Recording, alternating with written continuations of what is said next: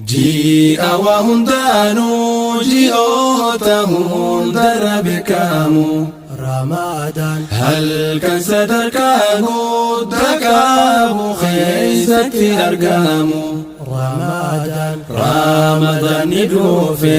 kan toltu hundumaa nu deemu Rabbi nu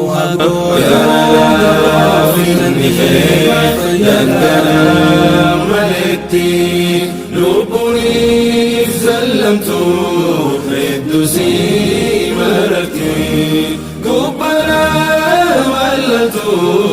akkataa uffata qulqulliina keessa sannurraa jaalata